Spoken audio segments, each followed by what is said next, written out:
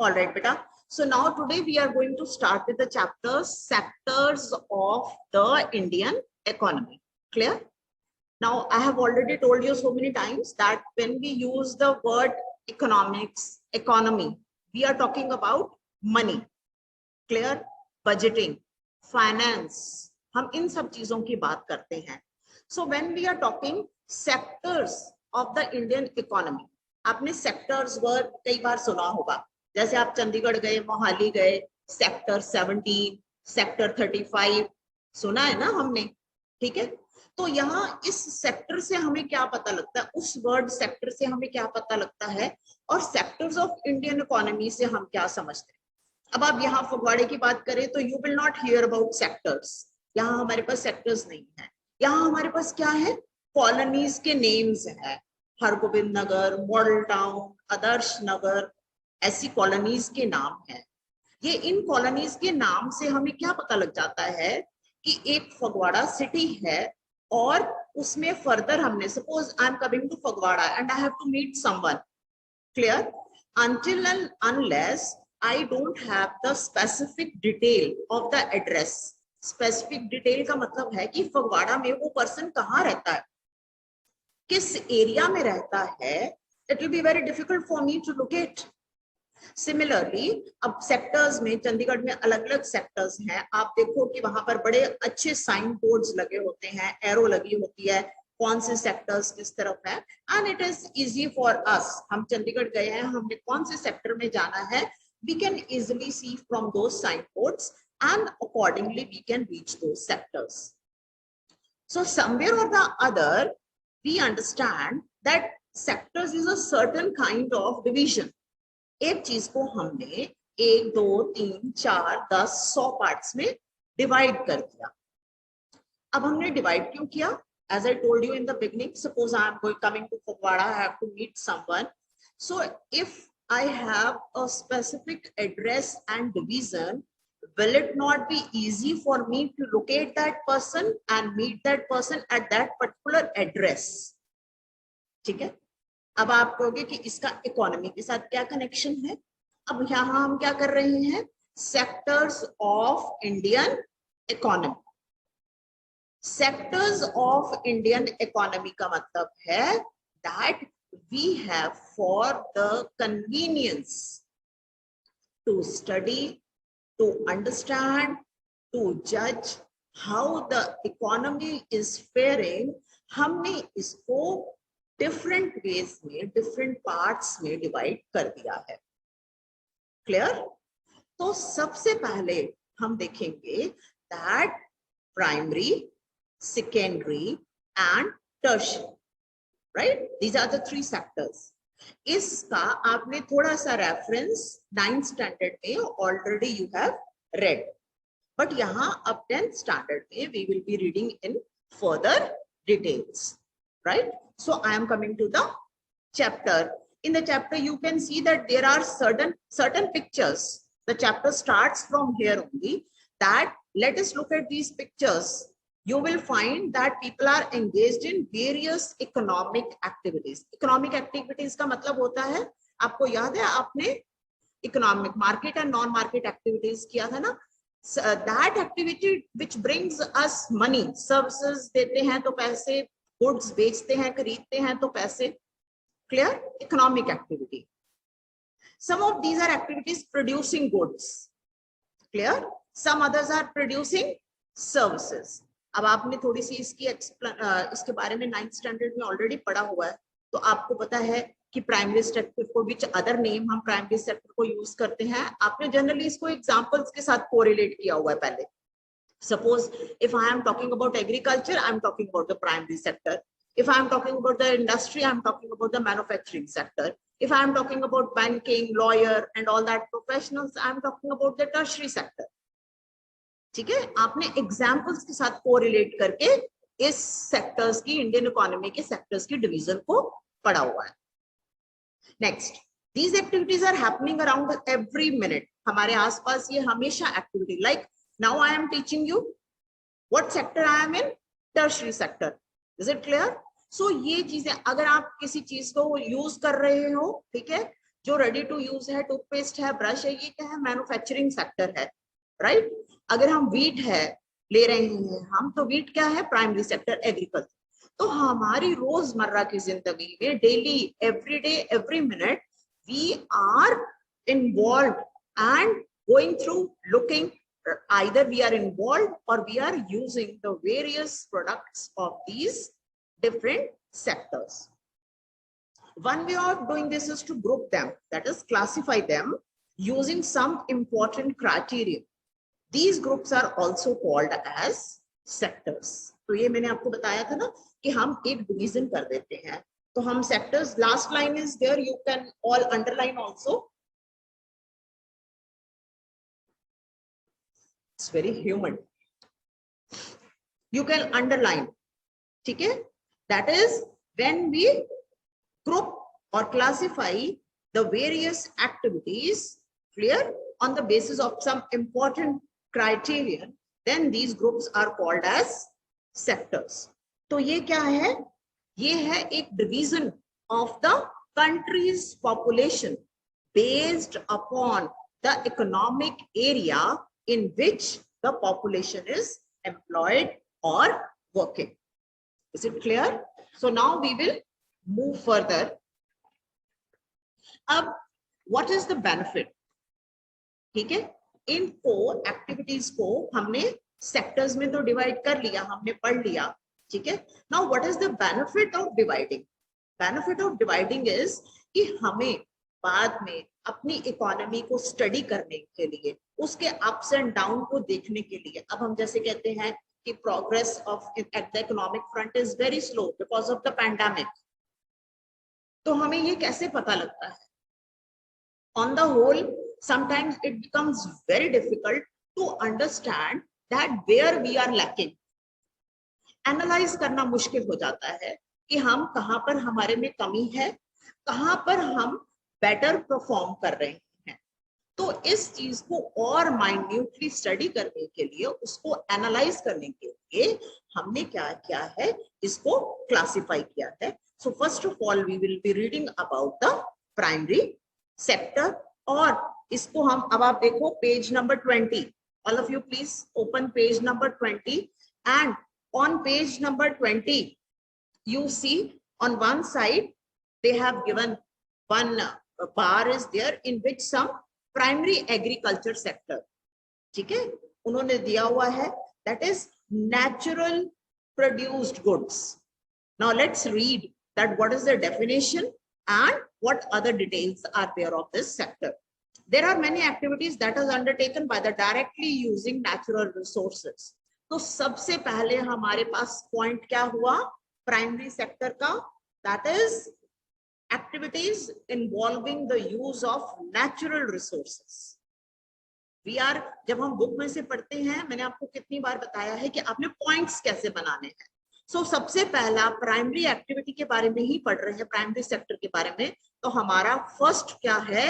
That use of natural resources. Side by side you can write also. Next, take for example the cultivation of cotton. अब ये क्या हो गया? ये हमारा एग्जाम्पल हो गया। जस्टिफाई, जब हम कहते हैं ना जस्टिफाई, क्लियर, तो ये हम एग्जाम्पल कर रहे हैं cotton. It takes place within the crop season for the growth of cotton plant, ठीक है। इसको उगाने के लिए वी डिपेंड मेनली कह रहे हैं, मीन्स कि हाँ ये चीजें, कई और चीजें भी यूज हो सकती हैं, बट मेनली आमतौर पे और हमेशा ज्यादा क्या यूज करते हैं हम? Natural factors like rainfall, sunshine and climate. एक पौधे को उगने के लिए, ठीक है, चाहे वो कॉटन प्लांट का है या कोई वेजिटेबल है, व्हीट है, we all have done in 9th standard. आपने इसको बहुत डिटेल में ये सारी चीजें पढ़ी हैं, ठीक है। फैक्टर्स ऑफ प्रोडक्शन आपने पढ़ा है ना, जो आपका फर्स्ट चैप्टर था, story of village Palampur, alright. तो उसमें हमने क्या किया था? एक हाइपोथेटिकल विलेज के बारे में पढ़ा था, बट उसके पढ़ने के साथ साथ हमने डिटेल में क्या पढ़ा? फैक्टर्स ऑफ प्रोडक्शन, ठीक है। तो उन फैक्टर्स ऑफ प्रोडक्शन में हमने ये पढ़ा था कि what are the various factors which are involved, and our focus was agriculture. The product of this activity cotton is a natural product. क्यों? क्योंकि मेनली हमने किस पे डिपेंडेंट हुए हैं इस चीज को उगाने के लिए? Rainfall, sunshine and climate. Similarly, in case of an activity like dairy, we are dependent upon biological process of the animals and availability of fodder. Fodder, you know, that is the food for the cattle.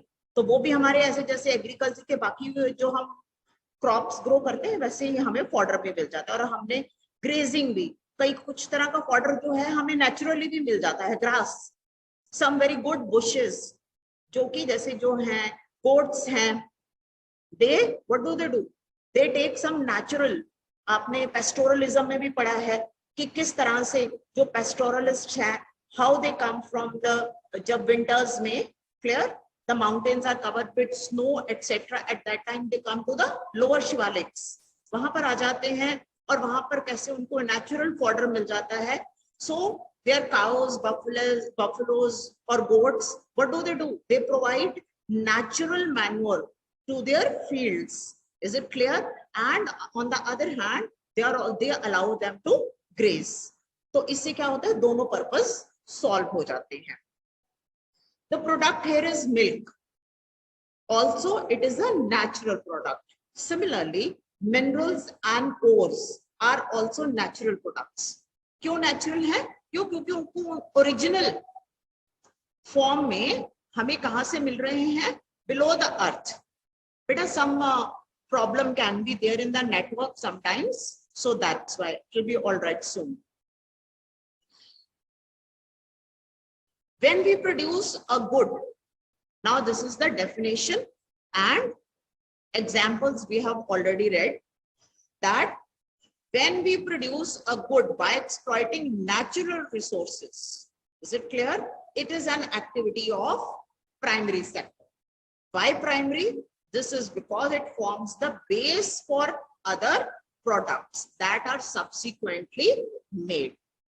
Products which are subsequently made का क्या मतलब है कि हमने wheat उगाई, ठीक है, वो क्या है? एक एग्रीकल्चरल एक्टिविटी, राइट?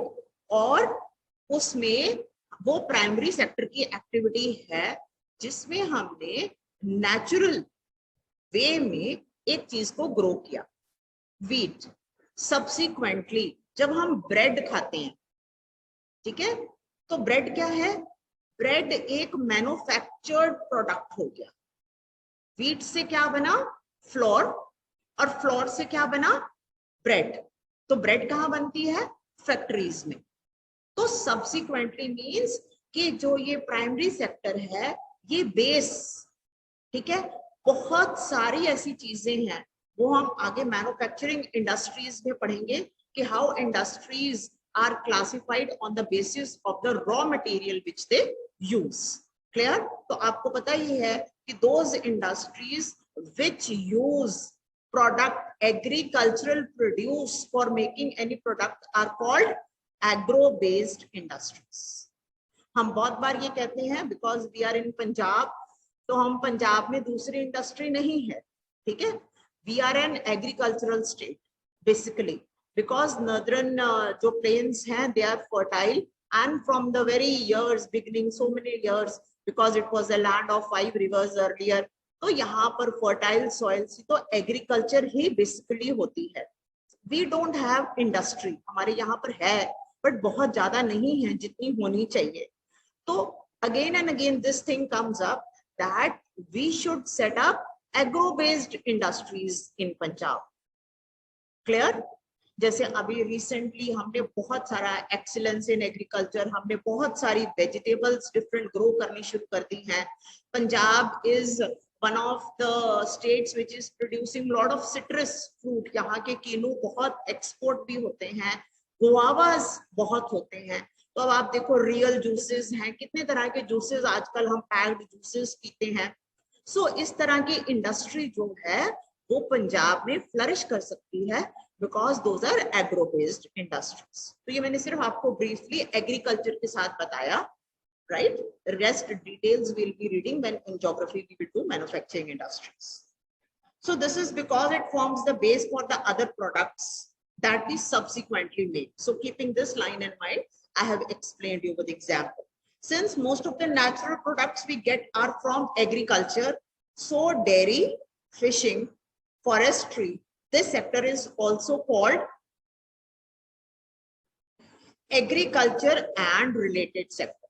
ये आपने बहुत ध्यान से करना है कि प्राइमरी सेक्टर का which is the other name, is it clear, और सेकेंडरी सेक्टर को हम और किस सेक्टर नाम से बुलाते हैं, टर्शरी सेक्टर को हम किस और नाम से बुलाते हैं. ये सब आपने अच्छी तरह से लर्न करने हैं with the correct example which is given in your book और otherwise which you are very sure of. तो आज आपके पास प्राइमरी सेक्टर के फीचर्स आ गए हैं. You should know, don't try to copy the language which is given in the book. आपको डेफिनेशन अपने आप लिखनी, उसको समझ आनी चाहिए, ठीक है, और उसका एग्जाम्पल भी आपको समझ आना चाहिए. Otherwise I will just review. हमारे पास क्या पॉइंट आए, using natural resources, is it clear. हमने फिर कॉटन का एग्जाम्पल देखा, उसमें हमने देखा रेनफॉल, सनशाइन एंड क्लाइमेट.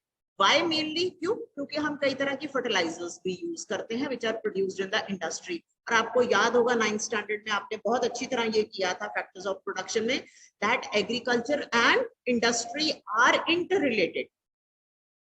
बहुत अच्छी तरह से इंटर रिलेटेड. कैसे हैं इंटर रिलेटेड? ऐसे हैं कि हम जो जगह एग्रीकल्चर में इक्विपमेंट यूज करते हैं, सारी ट्रैक्टर्स यूज करते हैं, थ्रेशर्स यूज करते हैं, कंबाइन यूज करते हैं, एक छोटी सी कुल्हाड़ी यूज करते हैं, जब कुछ भी चीज यूज करते हैं हम, चाहे वो स्मॉल स्केल इंडस्ट्री का प्रोडक्ट है, चाहे वो लार्ज स्केल इंडस्ट्री का प्रोडक्ट है, ठीक है, कहीं ना कहीं इंडस्ट्री और एग्रीकल्चर का जो इंटरडिपेंडेंस है, इट इज लार्जली इंटरलिंक्ड है ये दोनों चीजें. सो जब हम मेनली कहते हैं कि मेनली का मतलब होता है कि 90%, 80% जो है वो नेचुरल एनवायरनमेंट, हमारे आसपास के एनवायरनमेंट से ही हमें मिल जाता है, and the rest of course जो इनपुट है, ठीक है, याद आ रहा है ना 9th का चैप्टर, जो इनपुट है उसमें कहीं ना कहीं हम फर्टिलाइजर्स भी यूज करते हैं, ठीक है. So that can be chemical fertilisers और other natural fertilisers. Then we talk about the organic.